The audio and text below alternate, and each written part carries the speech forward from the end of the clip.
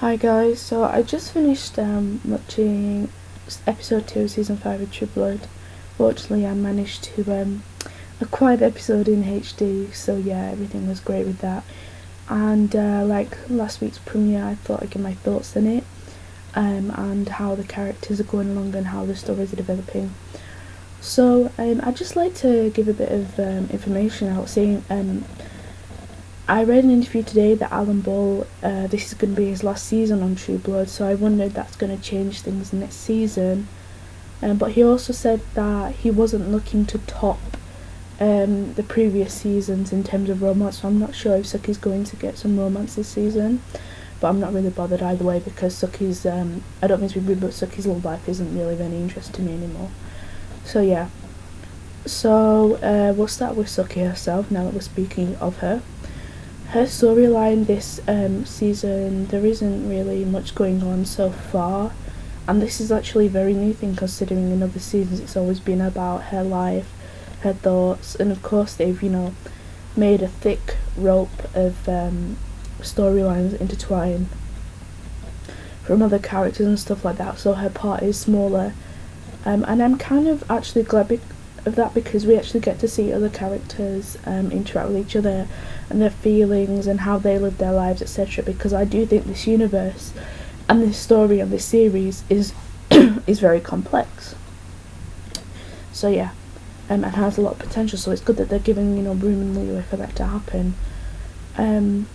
So I pretty much thought Sookie was I almost thought she was a bit cruel this season. This episode, in terms of what she did to Tara. I think the silver spray thing was a bit over the top. It wasn't really necessary, to be honest. Unless, I think it was because she didn't want Russ Leshton finding her, but forgive me, I can't remember if she knows he's back from being buried and whatnot. But yeah, I think Alcyon mentioned it last week, but I can't really remember, so again, forgive me for that.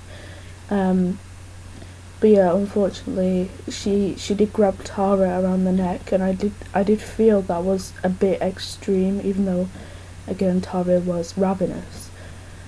So, yeah, I think she's doing the right thing overall. And she's not being stupid this time. She's giving Tara a chance to come out of her shell, though I feel as if she's not really doing the right. I don't know. I think Tara physically can't be stopped from doing what she wants, so I think Sookie's going to give her a bit of time to calm down and then try and see to her, and in the meantime try to console Lafayette and everything. So yeah, then we have Lafayette himself. Again, not much happening, him just helping capture Tara, so not really much there to say.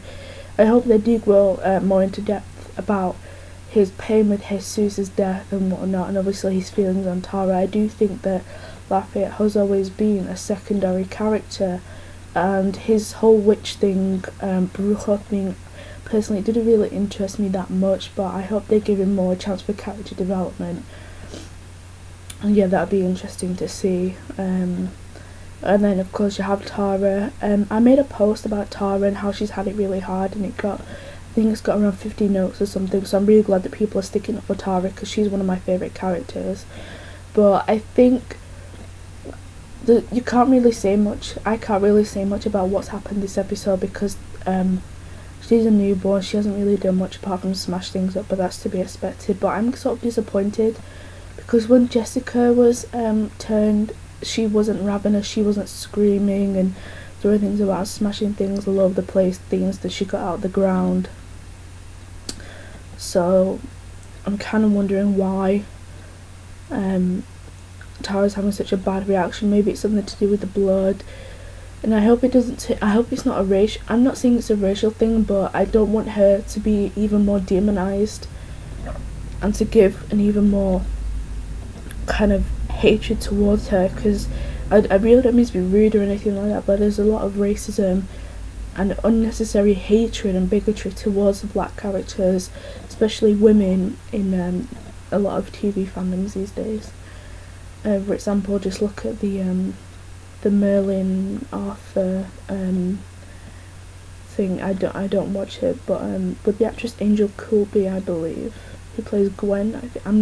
I don't have any idea what I'm talking about with this, but you see there's a lot of hatred there. So yeah, I hope Tara does get the chance to soon to relax, but I'm glad she voiced her opinion and made it known to Sookie and Lafayette that she dislikes what they've done to her. But maybe, I think she's well justified in her hatred for vampires, but maybe she'll find a new lease of life, and maybe she'll have a new liberating experience, or maybe she'll grow in terms of that, which I'm really hoping for. So yeah, and then we have of course this whole thing with the authority, and with Bill and Eric and Nora. I don't really have any opinion on her. I just thought that was pretty, not substantial, it was pretty standard. I think she should have thought about the repercussions of doing what she did. Obviously she didn't think that through, and I think that's kind of weird considering she's supposed to be a part of the authority, or someone who's an official in a very high organisation for vampires in the world. And I was surprised she kind of didn't think that through. Didn't make a better plan or whatever. So I think that was a bit bullheaded, but I don't know. She got let off at the end of the episode, so I don't know what's happened to her. In terms of Bill, I think I admire him actually for saying, what, I do believe we should cooperate with human beings. I don't believe we're that they're inferior to us. I think we're equals. I admire him for that, because that's a real metaphor for people of races, people of different genders, people of different sexualities being equal to normal cisgendered people and stuff like that. So I do admire Bill, and I think he was really harsh when they were getting punished with the silver, but that's authority for you, I guess. Eric, I think he was suave as usual. I'm still very annoyed they haven't really given time for reflection for his loss on Godric. You can see he obviously does have an issue with it, and I'm surprised that him and Nora didn't have words in the container back in last episode. Of course they were too busy having sex, but hopefully they're going to discuss it and get through that pain together. Though I really am hoping for a Godric flashback this season, but maybe that's just wishful thinking. But apparently he's going to have a cameo like he does in pretty much every season since season 2. So yeah, hopefully. And the flashback scene with him and Pam was really, really good. I liked the way that Pam was very strong-natured. You can see really bleeds through, no pun intended, into her new vampire life, and I could see why he was attracted to her. And the whole thumb licking thing was really, really, really hot, I'm not gonna lie. But yeah, so hopefully next week that tale will carry on. We'll actually see her being turned. That'd be interesting to see, considering she's so composed and so calm, and it's good to see that make a bond. And hopefully they're gonna get back together. They're gonna make things up, because I think he realizes now that Sookie isn't all, he shouldn't lose everything over her, because it's pretty much clear what his feelings are on her at the moment. But it's interesting to see that he's not really been thinking about her, so it's good to see that he's prioritising, though he's being a bit arrogant with it, I feel. So yeah,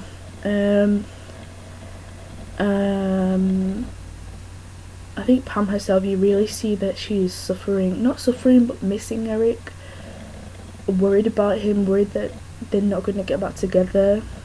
But personally I do think they are. So props to Pam for sticking it out and whatnot. But you have minor characters like Jessica. I thought it was good that she stuck up for Jason and said she didn't want to sell him to Steve Newlin. But I think she was unnecessarily rude to human guests when she said, "You're all idiots, get out, you're boring me." I do think she needs to stop being such a princess about everything and, relax and whatnot, because no offence, she hasn't really given thought to Bill or his whereabouts or anything like that, when he could have, he's distressed. I thought she would have felt that, but obviously not, and I don't know why that isn't. So maybe there's a reason for it or whatever. And yeah, I just think she's being a bit arrogant. I think she feels self-entitled to Jason, where she really should be looking at Hoyt and thinking, you know what, I'm sorry for what I did to you. It wasn't good. And me and Jason should try and her and Jason should try and apologise to Hoyt and everything. Then you have Jason himself. This whole thing with John being lax about it just bores me, to be honest, because I'm sick of Jason's relationship drama we've had in every single season, and he's always been very immature on it, and he never really learns or grows up from anything. So, you know, I hope they see he's got more potential than just what's between his legs, because personally I think he's more than that, but whatever.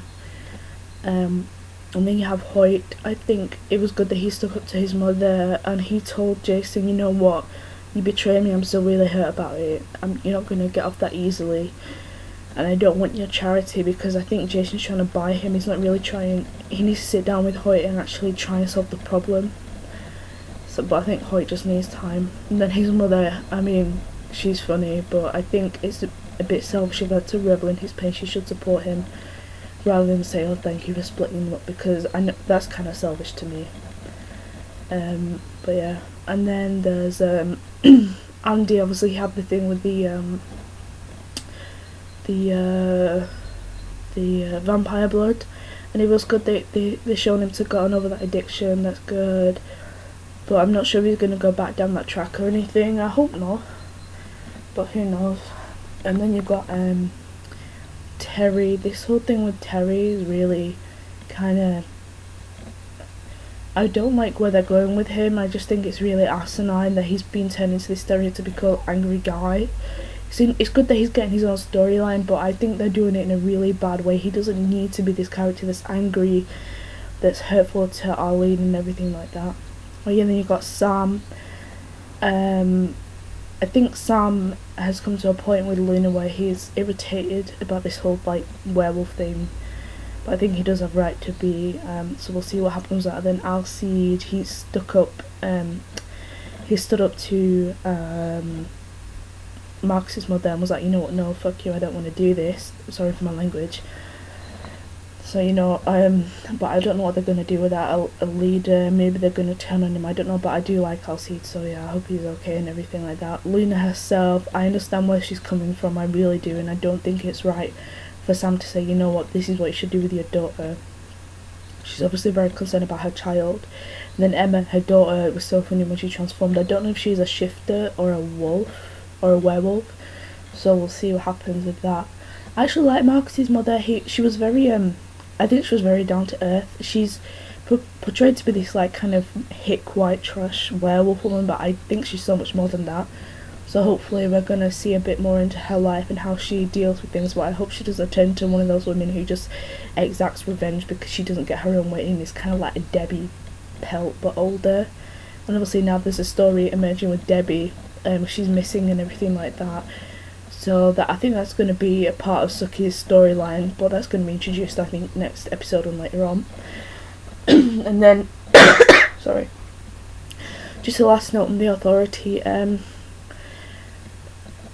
read an interview that said the Guardian guy is like an angry kid or something like that. You can very much tell. I hope he kind of chills out a bit. And I don't know. I don't really have any opinion on him. And then of course Russell. I just hope he doesn't rush into anything that's, you know, ridiculously over the top. Then of course we have Russell Edgington, who is coming back to life, and that's gonna exact all sorts of revenge. And I'm excited to see him again, but I don't want it to be boring, and it's just the whole thing trying to catch him. So yeah. Obviously the last part of this review was rushed because I'm literally running out of time. But yeah, I hope they're going to resolve some issues and introduce some things that I really, really, really want to see Godric. I mean, he's the one thing I want from this show. So yeah, thanks for listening and goodbye.